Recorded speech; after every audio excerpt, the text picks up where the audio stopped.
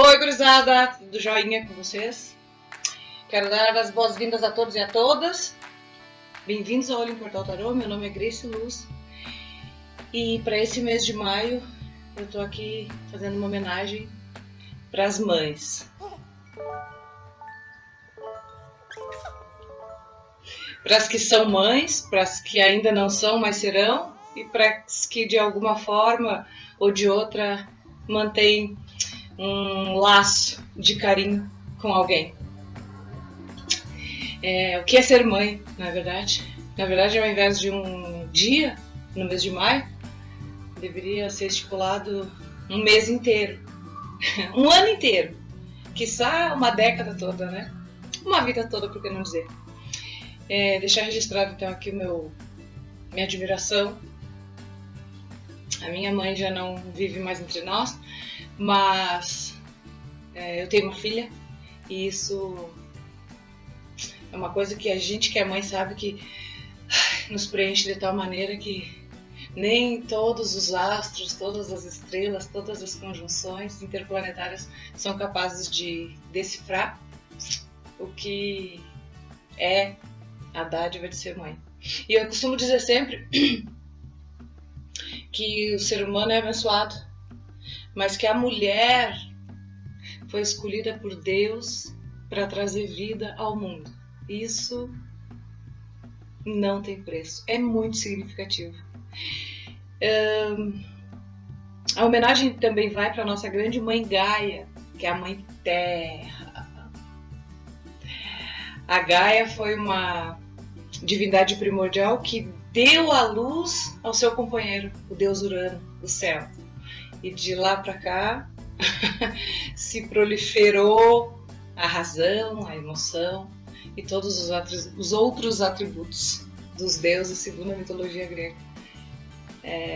Então fica aqui registrado o meu grande abraço às mães, nesse mês delas, nosso. E não fiquem tristes não, gurizinhos, que em agosto a homenagem vai ser para os pais, tá bom? Logo tá chegando agosto. E vamos lá começar a nossa previsão para o mês de maio, então. Continuando, então, e reiterando, sejam todos muito bem-vindos ao Olho em Portal. Bora lá? Olá, librianos, librianas, como é que vocês estão? Joinha? Então, Grace Luz está aqui com vocês, para a gente dar uma olhadinha como vai ser o nosso mês de maio, aqui no Olho em Portal Tarô. Vejamos então o que o Golden Box, o Oracle of Grace, tem para falar para os librianos do mês de maio de 2021. Olha, encabeçados pelo Deus Sol, muito bom. Vamos lá.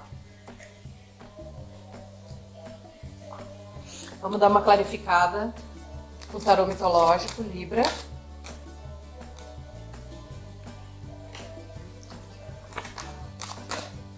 Preocupado, Libriano? Muito preocupado, inclusive.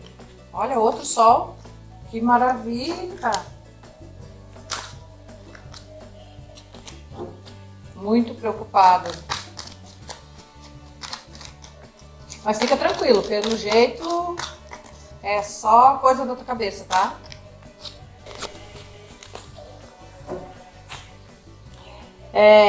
Vamos dar uma clarificada agora com o tarô prateado. Libra.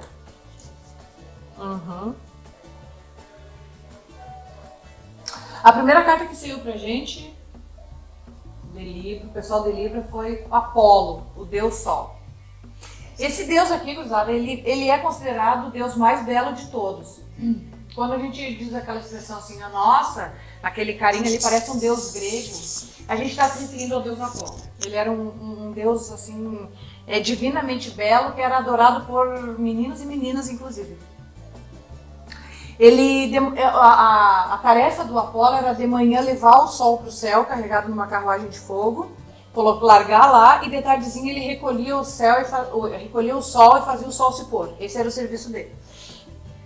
Então, assim, quando sai essa carta no jogo, ela significa que alguma coisa está sendo trazida às claras, tá? E a luz Não é à toa que eu escolhi meu nome Grace Luz, né? A luz é uma coisa sempre bem-vinda. Evidentemente que quando ela é muito forte, ela ofusca, ela embaralha a nossa visão, mas ainda assim ela é sempre bem-vinda. Quando as coisas estão à luz, a gente consegue vê-las, a gente consegue identificá-las, a gente consegue confrontá-las. Então a luz é uma coisa muito bem-vinda. Essa carta fala de coisas que estão sendo trazidas à luz para vocês, tá, librianos? E ela vem clarificada pelo 9 de espadas. Então, quando eu falei se vocês estavam muito atormentados, o 9 de espadas é uma carta, percebam, um rapazinho com a mão na cabeça, com um monte de espadas apontado para ele. O 9 de espadas é uma carta que nos fala assim de tormento mental.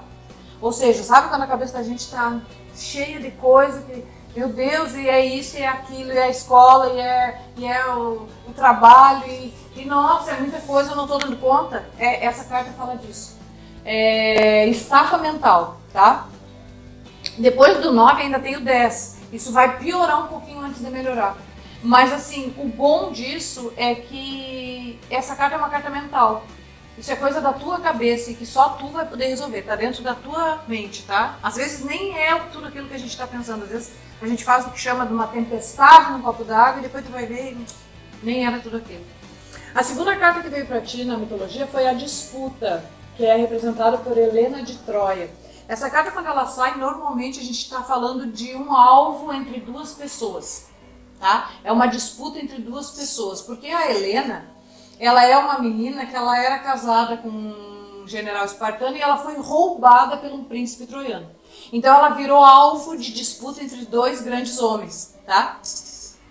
Mas quando eu digo alvo de disputa, não é assim, tem um produto na prateleira do mercado e eu quero, tu também quer, a gente tira para o ímpar e eu levo, tu leva. Não, a gente está falando de uma disputa que durou 10 anos, é uma disputa acirrada, tá, Libra? Então na tua vida está aparecendo por aí, ou já apareceu, ou vai aparecer em seguida, um motivo de grande disputa, onde tu pode ser esse motivo, ou tu pode fazer parte de quem está disputando, o alvo, tá? Essa carta vem clarificada pelo Sol, que de novo, olha só, é a mesma carta, ó, que fala exatamente a mesma coisa. Tu vai fazer parte dessa disputa, ou tá fazendo? Vai, tá fazendo. Mas as coisas serão claras para que tu tomes a decisão, o posicionamento correto, tá? Apesar de tu estar atucanado nesse momento, tá cheia, a cabeça cheia, as coisas vão melhorar, as coisas vão clarear. E essa é uma carta de êxito, é a melhor carta do tarô, tá bom? A terceira carta que vem para ti é o Ciclope. Olha só, Ciclope fala de inocência. Então, quem é o Ciclope? O Ciclope ele é um gigante, bobão, é um titã, ele é um gigante, mas ele tem um olho só na testa. Ele é ingênuo. Ele é filho de Poseidon, na verdade, esse aqui chama Polifemo, o nome dele. E o Ulisses, que é um herói grego, entrou na caverna dele e comeu os queijos que ele tinha, tomou os leites das cabras e acabou furando o olho dele. Ou seja, ele foi enganado por um homem e ele é um gigante. Então, por isso o nome da carta é Inocência. O que a gente tem aqui, Libra? Me parece um pedido, né, uma solicitação que tu coloque a tua inocência. Vamos trocar essa palavra. A tua falta de maldade, tá? Nessa situação que está se apresentando para ti, nessa disputa, que tu coloque a tua inocência, que tu coloque a falta de maldade para que tu consiga chegar ao êxito que tu pretendes, tá? Porque essa carta aqui ela vem clarificada pelo 7 de copas. E o 7 de copas nos fala o quê? De ilusão. De muitas opções, tantas opções que eu não sei qual eu escolho, né? Uma dessas opções, dessas 7, é a legítima, é a verdadeira e é a que eu devo escolher. Mas como que eu vou saber qual que é? Então fala de confusão, de ilusão, de eu pensar que é uma coisa e é outra coisa, tá? Inclusive isso também pode estar sendo desencadeado pela tua inocência. Também pode se ver assim essa leitura, tá? Esse jogo ele vem clarificado pelo Cavaleiro de Bastões, Cavaleiro de Fogo. Quem que é o Cavaleiro de Fogo? O Cavaleiro de Fogo é aquele cara que ele entra e sai com rapidez, sabe? Chega, faz uma bagunça, te oferece tudo, te oferece o mundo e depois vira as costas e vai oferecer para outra pessoa, né? É uma coisa relâmpago, é um benefício relâmpago, então tu tem que ter cuidado, tá? Aqui a gente tem a disputa, A gente tem as coisas sendo clarificadas para ti em 2 momentos, tá? Mas essa tua inocência pode fazer tu optar por uma coisa que não é a certa, pode te levar para uma opção errada, e essa opção pode ser esse cavaleiro aqui, que é uma coisa que a princípio vai parecer ótimo, vai parecer ótima ideia, vai parecer é nessa que eu vou, é aí que eu me encontrei, e aí vai ser só um, sabe aquele gostinho e sumiu. Deixar o gosto na boca, sabe o gosto bom? Então, cuidado, o jogo pede cuidado com pessoas levianas, com pessoas rasas. Entende o que eu digo? Os librianos, eles são versáteis no sentido de gostam das pessoas rapidamente, mas também desgostam com a mesma rapidez, e isso é bom, né? Mas nesse meio tempo rola um sofrimento, rola uma dor. Então cuidado, tá? Cuidado com a proposta que tá aparecendo aí para vocês, porque ela pode ser efêmera, ela pode ser muito rápida. Né? Agora a gente vai fazer o seguinte, vamos olhar o fundo do deck para ver o que a gente tinha ali. Aqui, ó. No fundo do deck, para vocês, a gente tem o deus Urano, que fala de domínio, ele é o deus céu.